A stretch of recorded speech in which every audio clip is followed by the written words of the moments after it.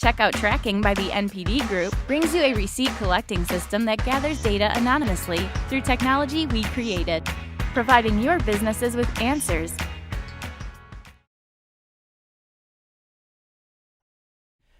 This is a fun topic, and we're going to have fun with it this afternoon. So I'm David Pokress, SVP of Monetization and Publisher Relations at AdColony, and we just want to talk a few minutes about video, if you'd indulge us. Just a quick background, AdColony.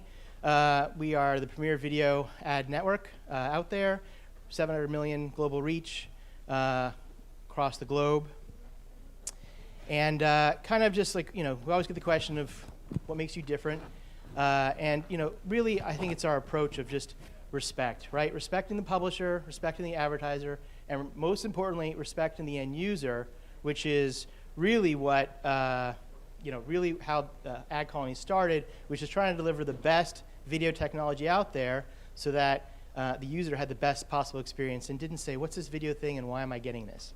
So we really wanted the user to have a good experience, and the rest would follow. And that's proven to be accurate, and now the field has gotten more crowded because we prove that you can do it and do it in a great way. So, but some of the other things that make AdColony, we have a rock-solid SDK. We've been doing this longer than anybody else. Serious hands-on customer support. We have a great mix of brand advertising and performance UA stuff, which is definitely a differentiator of our network. Highest quality instant play HD video ad experience. Again, respecting that user, so that they don't say, what's this bad video I'm watching, and then conversion is better. And then lastly, we have great technology and revenue maximizing yield optimization engine, which is really about getting the right ad to the right person at the right time so that they have the best chance of converting and downloading an app. All right, now that I got that out of the way, let's talk about video as a building block. And really what we want to talk about today, which is how can you broaden your use of video in mobile app development. Actually, a lot of us at AdColony were marketers actually in previous lives, and we've always known the power that video has. It's always been a very, very important part of our marketing mix. We always, when we were launching Call of Duty, we used TV, we used trailers, we used a lot of different video, forms of video in order to get the message across to the user. But video really wasn't a very good user experience, as I mentioned, and it really wasn't used very strongly in the mobile ecosystem. But as I said, video is the evolution. Radio turned into TV, TV turned into computers, and computers have now added YouTube, which is obviously video, and then it became about handheld devices and bringing video to handheld devices. So we really believe that video is the strongest way to deliver your message, right? It's the power of sight, sound, and motion that really combine to create the most compelling way to tell your story. But again, we really feel like it's being underutilized. So it's a powerful tool, so why don't we use it more? And why don't we use it to its full effect? And we really feel like things are beginning to change in a positive way, but I don't think they're going far enough, quite frankly. So, at its most basic level, video for acquisition, this is that first big step, which is what AdColony pioneered, was the use of video ads in-app to drive new users for advertisers. That's basically the performance marketing, acquiring high-quality, loyal users with captivating video. But you know what? Most people kind of just skip over cross-promo. You can use the same technology, the same video technology you're using for user acquisition to drive cross-promotion within your own apps. The reality is that this is, most networks don't make this easy, and at AdColony, we're working to make this an easier process for everybody so that it's not just about, well, my UA team is, well, I'm going to buy ads on the AdColony network. It's how can I maximize my own network, my own apps to help drive user acquisition. So that's the first way we think that video should be have a more prominent role within mobile companies today. Moving on, so videos for monetization. So this is the flip side of that. So if advertisers are paying money to put ads in games, somebody's making money. So, traditionally there's been video interstitials, right? We can deliver high quality ads in natural breaks in gameplay, and the publishers can make money by showing these ads. But there's other ways you can use video, and this is the second way I think that people need to start viewing video, which is you can use video to sell in-app purchases. So it's not just about user acquisition, it's actually about driving monetization in the broadest sense of the term, right? So we get it, right? Sometimes with many apps, in-app purchase is the first priority. So why not use your most powerful tool, video, to actually drive in-app purchases? We've been in beta with this. We've seen every single test case we've seen an increase in in-app purchase, and you can use the AdColony technology to drive in-app promotion, to drive in-app purchases. And lastly, we call this video for engagement. You know, we spent a lot of time about talking about value exchange video and how value exchange and rewarded placements can actually really help drive a game to success. It can really help engagement and retention.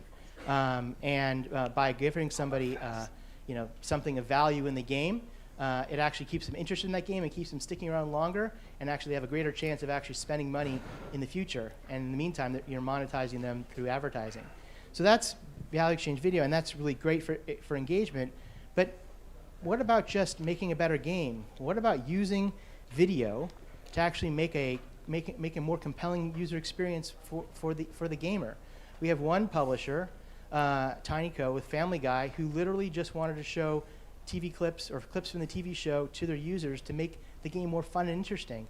They use the AdColony technology to serve crystal clear, full HD video to their users to make a better game, to hopefully drive engagement and retention, and to do that in a meaningful way. So, what I want everyone to take away from my section of this talk today is that we here at AdColony are not just thinking about how can we make more money for our publishers. Sure, we think about that all the time, but we have a broader sense of what that means. We think that it goes beyond just showing ads to make, to monetize through advertising, but we think that cross-promo plays a big role. We think that supporting in-app purchases make a big role. And I'd like to kind of highlight, to show how much we have a commitment that goes beyond just video and video ad monetization. We announced an acquisition today of a company called Evolver, which specializes in engagement and retention, and that just shows AdColony's commitment that goes beyond just advertising and really into helping publishers make the most of their apps. And that's my section. I'd like to bring up Bryan Buskas to talk more about user acquisition.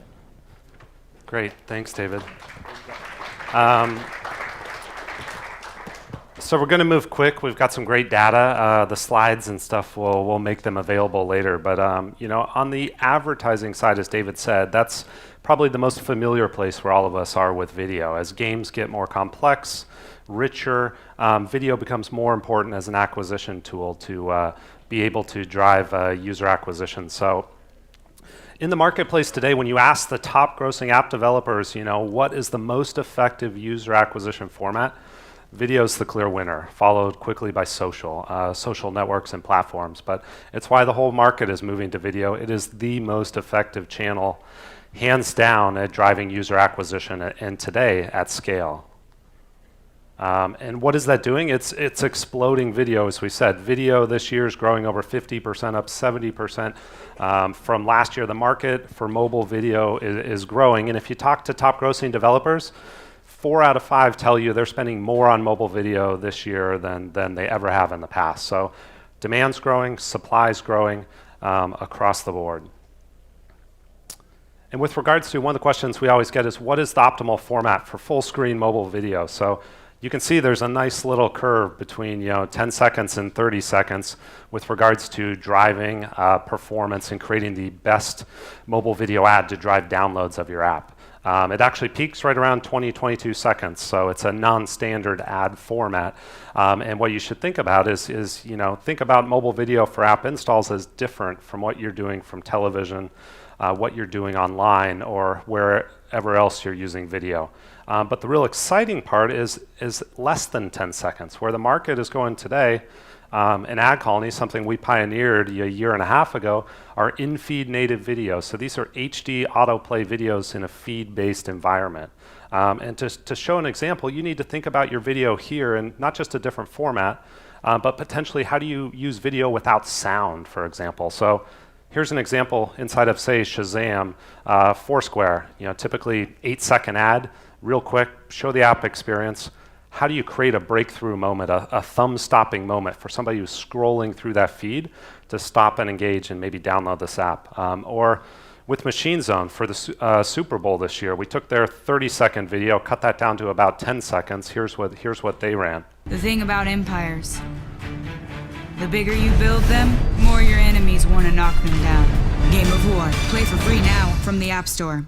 Or for brands like Carl's Jr., again, they're thinking about how do I create a 5-6 second ad, even without sound, to break through in a feed, get somebody to stop, get somebody to engage with an ad. Again, that ran during the Super Bowl with their Super Bowl commercial, but it's not the same creative they're utilizing on TV to drive performance.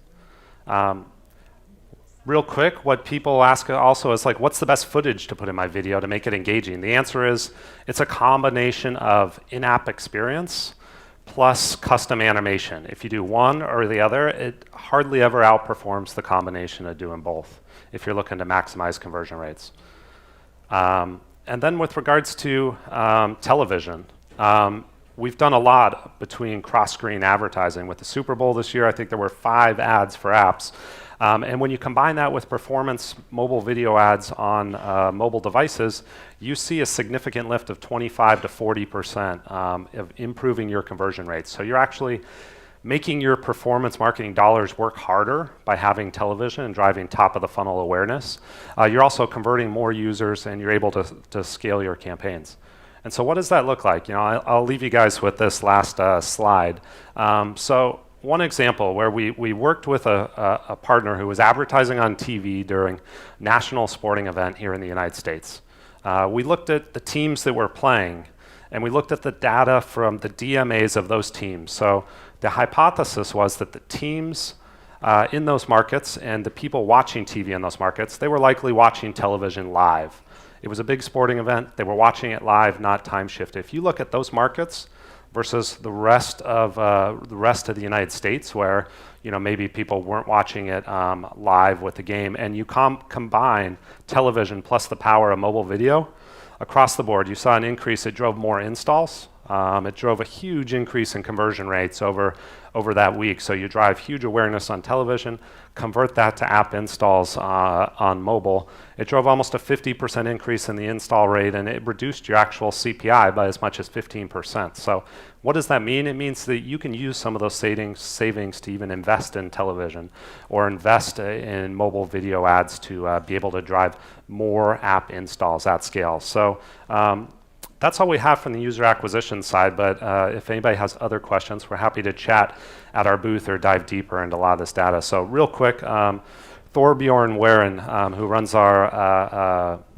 publishing in EMEA, is here to really talk about monetizing your app with mobile video. Thanks, everybody. This one is on. Excellent. So I have a lot of data, but I'm going to try and burn through it relatively quickly since we don't have that much time. Like Bryan mentioned, we have a big booth around the corner, so please stop by there. We'd love to talk to you more about this. So there's been a real clear progression for in-game video ad monetization over the past couple of years that most people in the industry have seen and can be able to follow. 2 years ago, a lot of developers were unsure, is this something for us? Should we be doing this? Is it good for the industry? Is it bad for the industry? Last year, it was a resounding yes. We saw incredible growth, and we're now seeing the vast majority of even top grossing apps are publishing and using video ad monetization to further drive their revenues. So this year, 2015, is really going to be the year when we seriously start looking at how do we do this best. Developers are getting more and more advanced in their methods around this, applying more and more of the metrics and the logic that underlies the general free-to-play design for the video area. So just to show a couple of numbers how things are looking, like I said, this is comparing the first 7 months of last year and this year.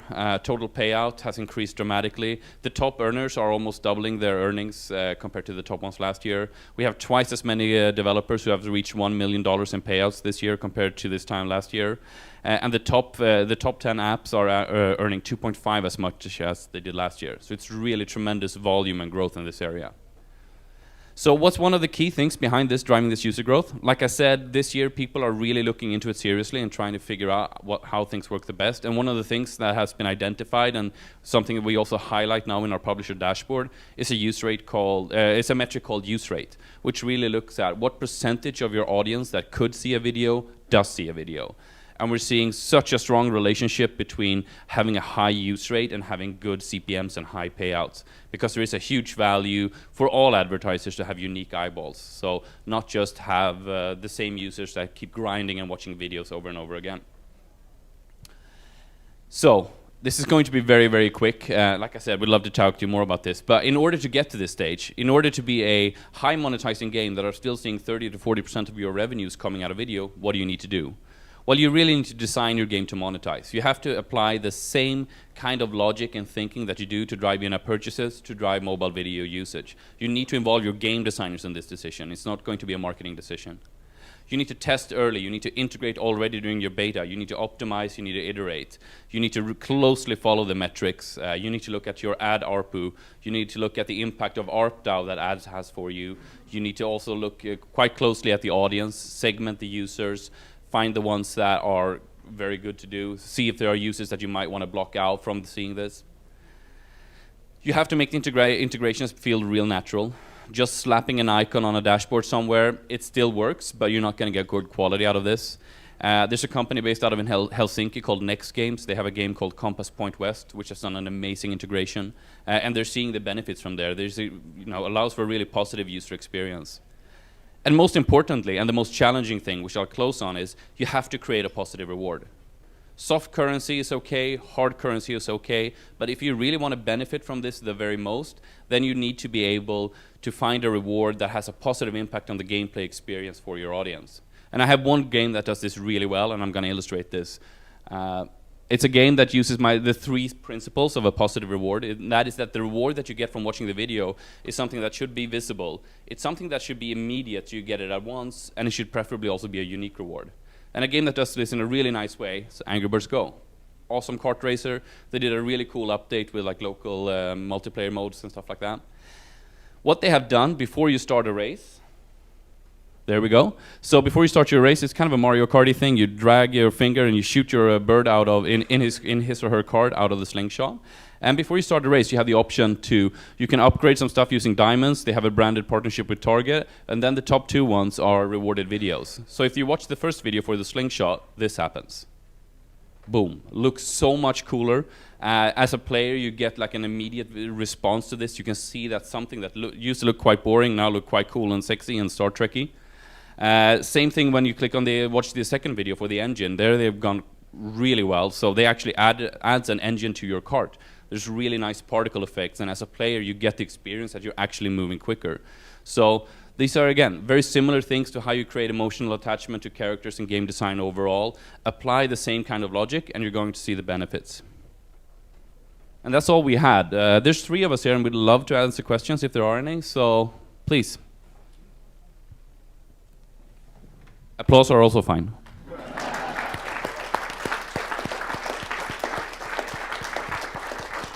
Question over here. Yeah.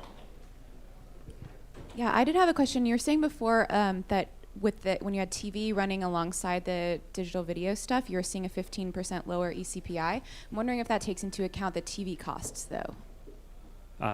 No, so it doesn't offset your. Obviously, there's a big cost with television in paying for those GRPs and creating the creative and all of that. So what it does do is help offset that, right? So if you're making your performance media dollars work harder for you, that some of those costs offset that. And we have seen some advertisers where I'd say it's 100% incremental. It can offset depending on your goal and what you're trying to do with television. If it's that drive massive awareness at a major sporting event like the Super Bowl, or is it late night efficient buys on cable and very select target audiences, which is much lower cost. And we do have some advertisers who can do that pretty profitably. So it's why I think if you illustrate this year, you had 6 apps during the Super Bowl. Last year you had 1. You had Supercell with a pregame ad was the only app truly advertised in the Super Bowl. So if you see this progression of people who are moving to television, it definitely illustrates the success they're seeing, but also with mobile video and how complementary that is across the 2 screens. Thank you. Other questions? You told us about video in terms of acquisition, monetization, and engagement, right? Can you supply some use case regarding engagement? Where do we find video interesting in that matter? So I mean, there's many ways you can do it. One great example of how a company uses video as an engagement tool is the game Best Fiends by Seriously. So it's a puzzle game with fairly short gameplay sessions, and they have set up so that every 10 minutes you can watch a video, and then you get to spin a wheel and you can win prizes. You can level up your characters and you can get more currency, more energy. They have very prominent countdown timers in that one, and it's a way that's really efficient for them. They have seen that, you know, keeping people coming back every 10 minutes, you also have some of your energy has been refilled. Those kinds of things can be a very good way to do it. Another way to do it, you can use house ads to, for instance, promote future content update. Say, hey, next week we're going to update the game. We're adding the golden shotgun and the flying rocket and pink unicorn or all those things. So you can really use that to inform your users and try and form a relationship with them through video, which will strengthen your engagement over time. Okay, thank you. Maybe one last question? Yeah, in the back. You mentioned that the optimal time period is somewhere between the 15 and 30-second video. Is there any plan to use that information to change the times? Yeah, so I'd say, you know, the biggest advertisers today they test all different durations, right? When mobile video first emerged 3 years ago, everybody took the learnings from television or online and said, I have a 30 I'm going to run, I have a 15. And I think what's evolved with full screen video is that 30 is a bit too long for mobile, 15 is a bit too short. It's actually somewhere in between. So we always recommend testing. It's why internally we have a full service creative house we call the Opera House that creates mobile video and creates iterations to test. So we really encourage A/B testing. I mean, that's just the mean across thousands of campaigns, but that's really the sweet spot is somewhere between 15 and 30 seconds, but it may be different for your specific genre, your specific app, and we always say it's always best to test these things head to head and see what's going to work best. So with that, thank you guys so much. We're happy to take more questions or stop by the booth, but thank you. Thanks, everyone. Thank you.